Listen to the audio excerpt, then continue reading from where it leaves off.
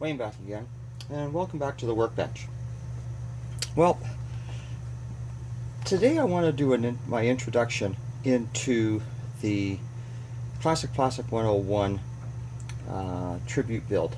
Now, for me, I'm calling this my appreciation build for Chris, and I don't mean to step on anybody's toes by calling mine that, because I do want to thank Mindless Model Works and Kenny at Mindless Model Works and Papa Dan from Papa Dan's Models 2 for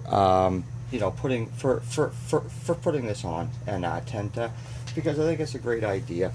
But for me, I just want to do this build to show my appreciation to Chris over the years that I've been part of this community, and that he's always been there to lend a hand, to lend advice on how to do, and and this is how we all grow and become better builders, is with builders like Chris, and there are a lot of others out there that are in the same class as what Chris is in. So the reason for this build, well, there's three reasons why I'm doing this one. First of all, Chris loves his Mopars. Chris will build anything, and he has built anything, and he builds it to a high standard. So he loves his Mopar, and the second reason I want to build this is it's a vintage kit, and I've really never dabbled in a vintage kit. So, and we're going to do some stuff that I've never done to the extent that I'm going to do, and I'll explain in a couple of minutes. And the third was, I guess about a month and a half ago, on the Classic 101 Hangout page on Facebook, a bunch of us got into a real good discussion on whether or not there was actually a 71 Superbird that Plymouth, that Chrysler put out.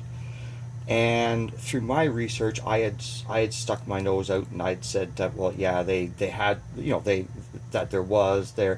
did quite a few, and we went back and forth. Everybody was going back and forth, and so we asked Chris, and Chris stepped in, and basically what it was, that there was about 5 built for the wind tunnel, but none of them made any kind of production. So as far as we can see, there are no hidden real 71 Superbirds stuffed away in someone's garage. But you never know, because I still have a thought that, how did MPC get it? How did they develop it themselves? They must have had some kind of inside track. Maybe they got a chance to see the wind tunnel cars and built this. So anyways, so those are the reasons why that I want to build this kit. Just to show my appreciation to Chris, because it's very important to me anyways, and to the community, to thank the people that relentlessly and without any issues supply us with information and tips and techniques. So what I'm going to do is, this is an MPC, this is an old MPC kit. This is the second release and the last release of this kit, 125 scale. And I am going to build it as the Superbird. That's a gimme, because that's the reason why I bought the kit. I just didn't want to build a 71 Roadrunner out of it. But old MPC kits, the chassis are not very well detailed. Everything's molded in. The interior is not very well detailed. It's for when it came out, I guess it was all right, but it's typical MPC. So going through some of my scale model magazines, I come across an article on a builder who rebuilds promos, and he took a 72 Roadrunner glue bomb and made it into a showpiece just by detail painting and everything else like that. Excuse me. So, but then he also said in his article that if he had to do it all over again, he would take one of the AMT Charger kits, GTX Roadrunner kits, as they would be a better fit for that. So what I'm going to combine, what I'm going to do with the Superbird is I'm going to take the chassis, the interior, the engine, suspension out of this 71 Charger. I've been doing some playing. Both kits were open box. The Charger was sealed inside, and the Roadrunner it was just in a box. And I've been playing with the chassis on the body of the Roadrunner. Very, very little, minimal modifications need to be done to it. And the Roadrunner,